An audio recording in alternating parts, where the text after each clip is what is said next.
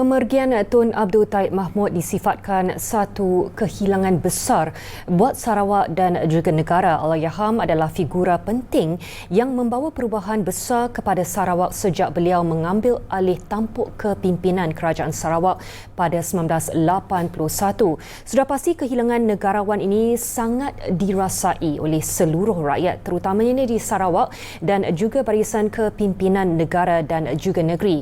Untuk mengimbau sejarah dan pengalaman kepimpinan Allahyarham Tun Abdul Taib Mahmud, kita bersama Datuk Seri Abdul Karim Rahman Hamzah, iaitu Menteri Pelancongan Industri Kreatif dan Seni Persembahan Sarawak serta Menteri Belia Sukan dan Pembangunan Usahawan Sarawak yang ketika ini di talian. Hai Datuk Seri. Assalamualaikum warahmatullahi wabarakatuh. Baik Datuk Seri, boleh kongsikan reaksi rakyat Sarawak selepas menerima berita pemergian Tun Abdul Taib Mahmud? Ya, sebagai rakyat Sarawak, saya percaya rakyat Sarawak yang ada di Bumi Penyalang pada masa ini, perasaan kita adalah kita merasa amat duka cita di atas pemergian seorang pemimpin agung, seorang pemimpin yang telah menyumbang bakti sepanjang hayat beliau kepada negeri dan juga negara. Ketokohan beliau Tun Abdul Taib ni kita lihat sudah menjadi macam satu institusi di mana Sarawak dan juga sejarah Sarawak tidak dapat diketepikan dengan adanya peranan yang telah dimainkan oleh Tun Abdul Taib Allahyarham. Ya. Sebab itulah pemergiannya, saya percaya bukannya sahaja daripada diri saya yang pernah berkhidmat di bawah kepimpinan Tun, tapi juga seluruh rakyat Sarawak. Ya. Kita berasa amat duka cita sekali.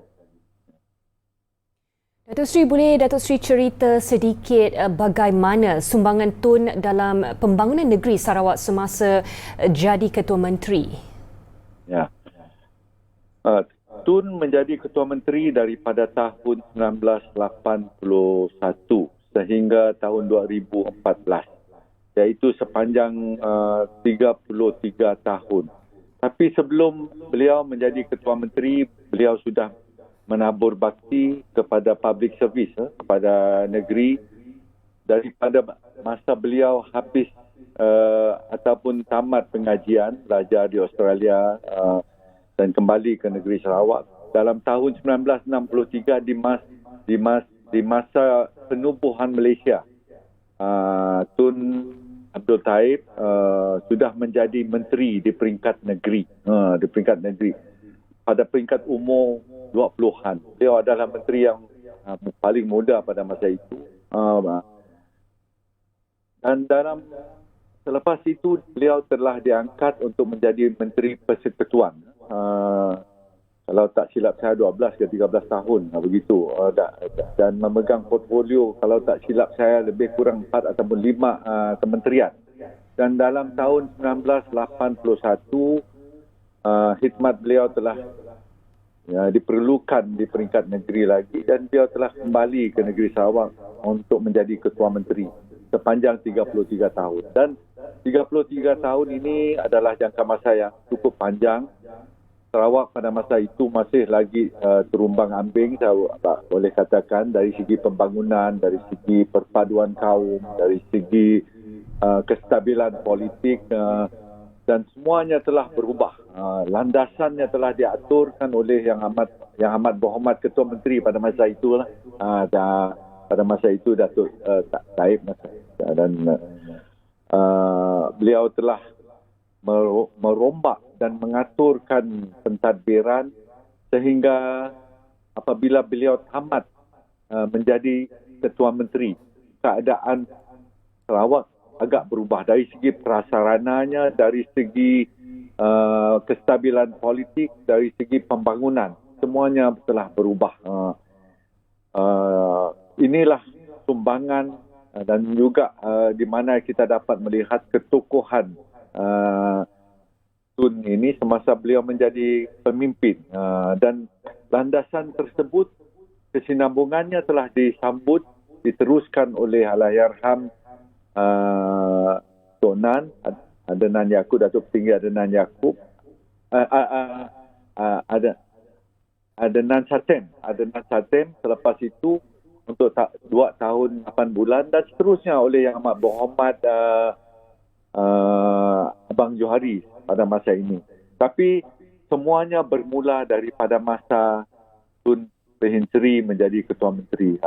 Terlalu banyak, kalau saya hendak huraikan satu persatu sumbangan dari segi pembangunannya, memang terlalu besar sekali, terutama sekali dari segi pembangunan prasarana. Ya. Baiklah, Datuk Seri, secara peribadi, pengalaman Datuk Seri sendiri sepanjang mengenali Tun yang tidak dapat Datuk Seri lupakan, kongsikan sedikit. Ya. Hubungan saya dengan Tun Pehin Sri bukannya saja bermula daripada diri saya sebagai seorang individu yang bertugas dengan beliau, tapi bermula daripada ayah saya.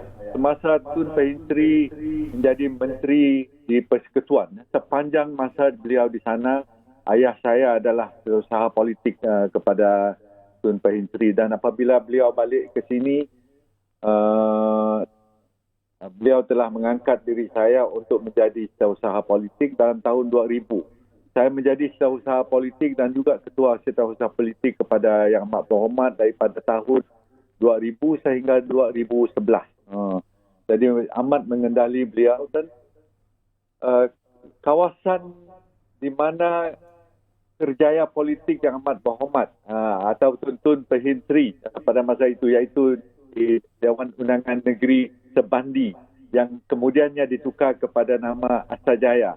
Beliau memulakan kerjaya politiknya di sana, dan apabila beliau pindah ke pertengahan negeri Sarawak, iaitu di Mukah dalam kawasan Dun Balingan, kawasan lama beliau telah diserahkan kepada saya untuk ambil alih sehingga pada hari ini daripada tahun 2001,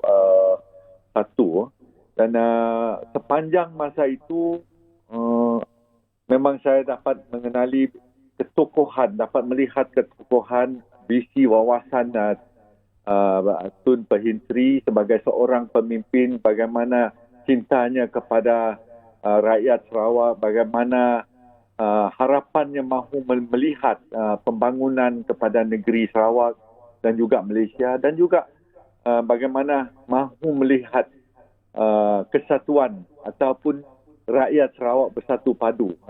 Semuanya telah diusahakan daripada masa itu, daripada masa beliau menjadi Ketua Menteri sehingga apabila beliau tamat dalam tahun 2014 dan terus menyambung khidmatnya sebagai Tuan Yang Terutama ataupun Gubernur Sarawak. Sebab itu secara peribadi saya dapat melihat memang Tun Pehin Sri ketokohannya susah kita bandingkan dengan ramai pemimpin-pemimpin yang baru, kerana terlalu besar sumbangannya. Saya lihatnya dari situlah. Datuk Seri, tadi Datuk Seri ada menceritakan anda menjadi setiausaha politik bagi Tun. Jadi bagaimana pula kepribadian Tun ketika memerintah? Adakah dia tegas ataupun adakah dia secara dia boleh empati kepada orang rakyat Sarawak? Dia berbagai. Ramai orang melihat Tun ni garang. Tapi sepanjang saya berkhidmat dengan Tun, semasa tu dia dipanggil Pehin Sri, saya tak dapat melihat sekali pun beliau meninggikan suara kepada diri saya. Tidak pernah. Sebaliknya, Tun adalah seorang yang he's very reserved. Saya dapat melihatnya, dia tak banyak hobi. Saya tak dapat melihat beliau ada banyak hobi. Hanya beliau suka brisk walking, beliau suka seni. Kalau seniman Agung P. Ramlee itu, kalau kita nak bandingkan siapa yang lebih mengetahui berkenaan dengan seniman Agung P. Ramlee, saya percaya Tun Pehin Sri lah orangnya. Beliau tahu daripada A sehingga Z. So itulah Sarawak permulaannya pertandingan P. Ramlee. Peringkat nasional semuanya dipegang oleh Sarawak bermula daripada masa Tun. Dan selain daripada itu, Tun ni beliau amat prihatin terhadap environment. Saya tahu Tun ni dia tak suka kalau pokok-pokok kena tebang, the green lung di Kuching tu dia amat prihatin sekali. Dia tidak mahu terlalu banyak bangunan-bangunan yang tinggi, tidak mahu pokok-pokok ditebangkan. He's very concerned. Beliau amat prihatin terhadap penjagaan khazanah-khazanah seperti ini. Dan selain daripada itu, Tun seperti apa yang saya katakan tadi, performing art, seni, memang beliau adalah seorang yang minat kepada itu. Dari segi ketegasan bertugas dan bekerja, memang semua orang tahu apabila Tun memberi arahan, selalunya ia akan dipatuhi kerana dia ada karisma, dia ada aura dia sendiri. Bila beliau masuk dalam satu bilik, kita dapat melihat bagaimana mereka yang ada dalam bilik itu, kesopanan dan sebagainya, ketertiban mereka apabila beliau masuk. That is Tun, that aura, that karisma beliau. Susah hendak dicontohi ataupun dipunyai oleh tokoh-tokoh yang lain. Ya. Baiklah, terima kasih Datuk Seri atas perkongsian dan juga momen-momen yang indah bersama Tun dan juga perkongsian dengan penonton Bernama TV. Terima kasih. Terima kasih. Ya.